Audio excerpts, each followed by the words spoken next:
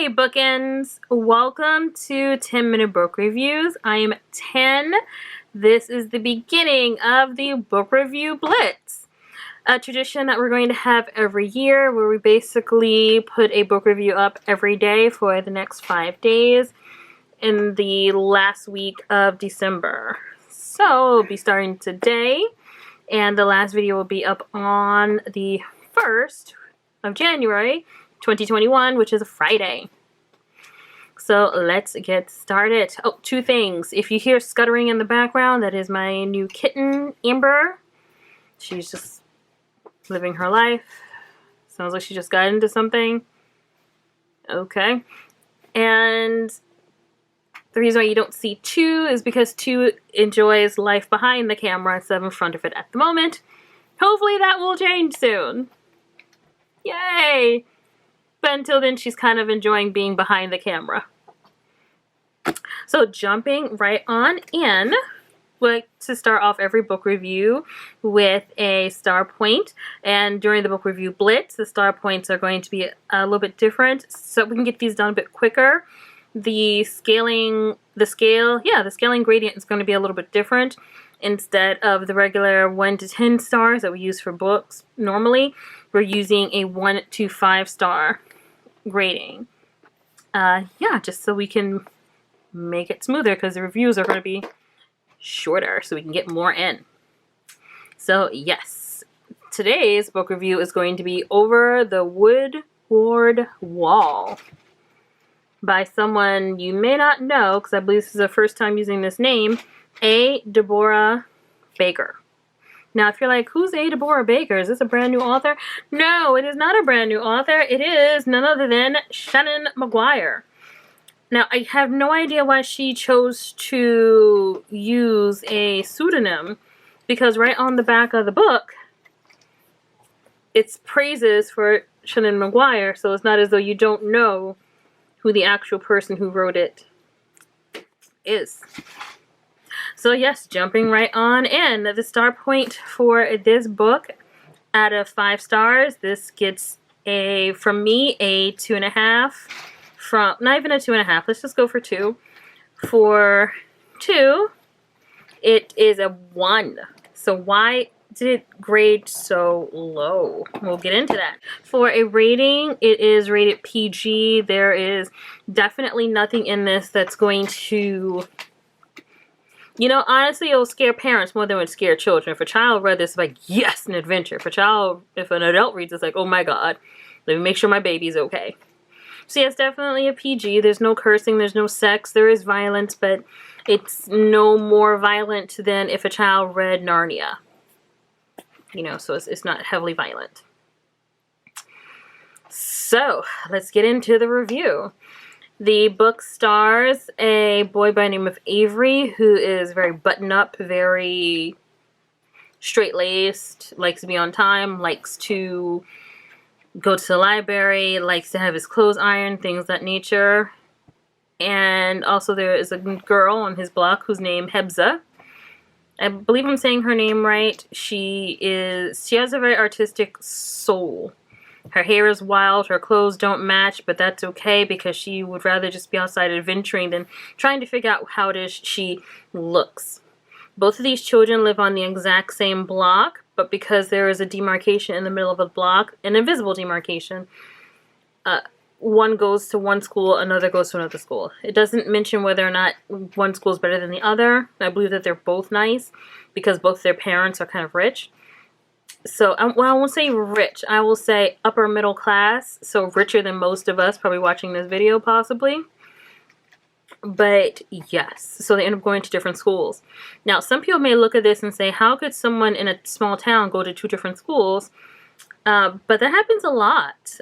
Like, where I grew up in New Jersey, there were, I think... There were 4 elementary schools where I grew up in 4 different directions, 4 points. Now, where I personally lived, I could have been sent to any one of those. I could have actually gone to any one of those 4 schools. Now, my parents chose the one that they thought was the best. But there are other people who were living on my block who, because of the number of their building or home on the block, were sent to a different school, even though they were on the same block. So yes, it does happen. They're headed to school one day, and in typical Shannon Maguire fashion, something stops them from going in the normal direction that they normally would, and they are both confronted with the Woodward Wall, this wall, as they're trying to walk to school. Now, Avery doesn't really want to have anything to do with this wall. He wants to get to school because he's not for adventure. He's for, like, straight-laced, let's get it, let's go. And the girl likes to be called Zib. That's her short name. She's like, I always wanted a real adventure, not just a play pretend adventure, a real adventure. So she's like, with it. She's like, yes, let's go. They don't actually meet, even though they live on the same block, until after they both cross over the wall. Which makes sense too, because if your block is long enough and you're a kid, it's like the people in your radius of socialization really depends more so on your parents and general locale. Like, if my son wanted to play with somebody, he would play with somebody who lives next door, not down the block, because he's not going to nobody down the block house, because I can't see down the block what's happening. And so it makes sense. They didn't live exactly next to each other. I believe they lived three houses apart. And also, they were being raised differently, and so Zib was being raised more artistically. Her mother was an artist, and so free-spirited. Avery, his father is an investment banker or some sort of a banker, and his mother is a pianist who teaches other people how to play the piano. But it's very interesting because she is an artist to a large degree. She is an artist. If you play musical instruments, you're an artist. So it's interesting that both Zib's mother and Avery's mother are both artists in their own ways, except that Zib's mother is more into a free-form, less structured form of art, whereas Avery's mother is into a more structured and well-constructed form of art, self-expression. So anyway, yes, they both go over the wall, and the story basically follows them as they go through adventures trying to find their way back. Now, this is a very short book. I think it's about 100 some odd pages. Does it reach 2? I don't think it reaches 2. Let me just see. Do you reach 2? Okay, yes, actually, so it just reaches 2. It's 204. So it's 204 pages. It's a really short read. I've got to finish it in a few hours. So this is no spoiler to say that the adventure isn't over by the time you finish this book. What got it such a low rating, or I should say grading, star points, what got it such a low grading was the fact that this book is supposed to be apart from the Wayward Children series. And that's why I believe Shannon Maguire used a pseudonym, a pen name, to write it, because she wanted to make a clear demarcation between this book, which I'm assuming is going to be a series since it's so short and ended kind of on a cliffhanger, and the Wayward Children's series. Here's the thing, though. They both contain the same elements. Children who are going about their every regular day life, who are somehow transported through a portal that no one else but them can see into another world, and also becoming the heroes of this particular world. There are some more concrete things that would connect the two books as well. In the Wayward Children series, there are people called the Drowned, I believe. And there's one girl who is supposed to be like a drowned girl. So the drowned girls are basically people who are like living underwater. And you find the same people by the exact same names in the Wayward Children's series. So, and they're almost the exact same premise, so that would connect the two together. In fact, it almost seems as though the children are traveling through a, what would you call that? I know in the Wayward series, there are nonsense worlds, and then there are, I don't know, it feels kind of like a, I don't know. Feels a little bit like an Alice in Wonderland type gig, except it's not Alice in Wonderland. It's basically it's classic Shannon Maguire, which isn't bad if it wasn't put out under the pretense that this is going to be something different and something new to what she's already put out under her actual name. What also brings this book down is that we're next year, because we get one Wayward Children book a year, usually somewhere between January and March of the following year. So next year we are getting a new Wayward Children book, Over the Green Grass or something like that, Green Grass Field, something to that effect. But that book is going to not include the characters from the other 5 books. I want to say there's 5 books in the series. So it's not going to include any of the characters from the other 5 books. It's going to be an introduction to a brand new character with a brand new story, and we don't get to meet any of our other characters and find out what's going on in their lives. So for a whole year, we're going to not see what happened to the people that we do know. And we're also getting a book that introduces us to someone else we don't know. There just wasn't enough in this book to make me really care about the characters. Also, too, something else that was very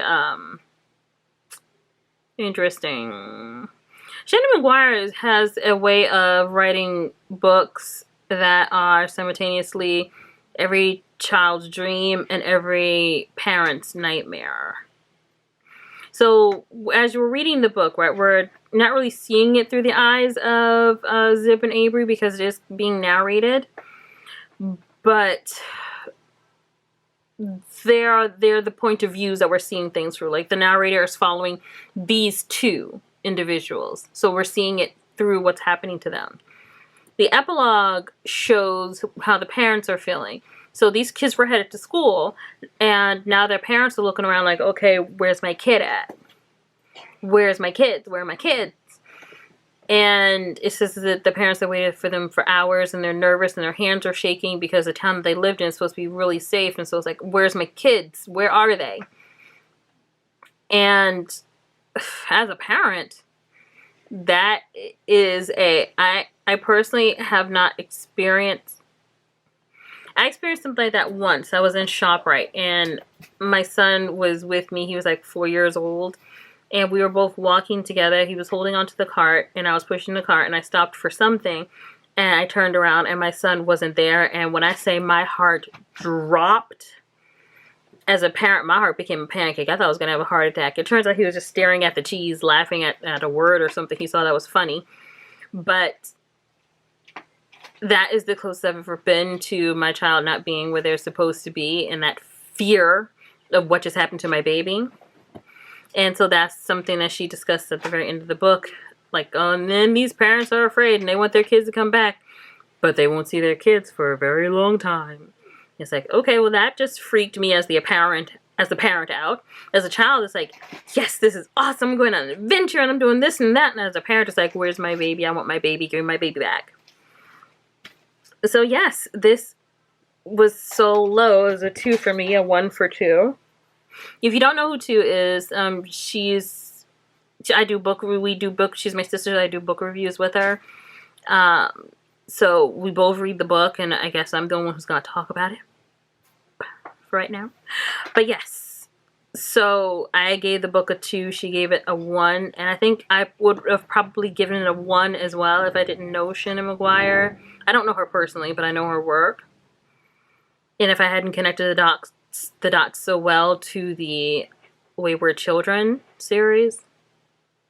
We have never done a book review on the Wayward Children series just because it's something I personally enjoy reading, but it's not something that I would do a whole video on.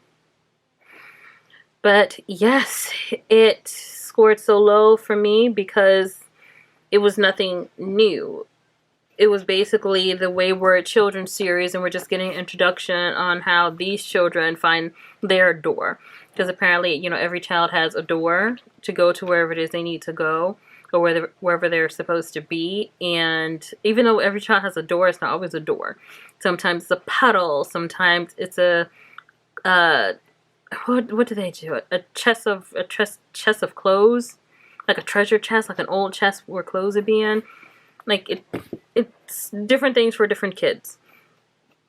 And I guess the door for Avery and Zib is a wall. I also thought it was interesting that the two main characters, their names are Avery and Zib, so from A to Z, they're so different, and yet at the end of the book, they end up becoming like kind of best friends in a way. Trying to figure out what my cat's doing. Okay, you're gonna get her? Okay. Yay! Okay, but yes, that has been a book review for the Over the Woodward Wall by Deborah Baker or Shannon McGuire. You can probably see that it did not leave a big impression on me because it didn't leave a big impression on either of us because it wasn't that interesting of a story. It was nothing new. And for someone who wasn't familiar with the Wayward Children stories, it was so short that you didn't actually end up caring about the characters. You know something else that's interesting? When I went to go pick this up from Barnes & Noble, here we go. When I went to go pick this up from Barnes & Noble, it was not in the middle grade section, it was in the science fiction section.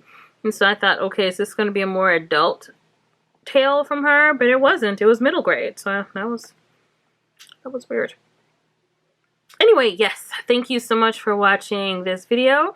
If you like what you see, please like and subscribe.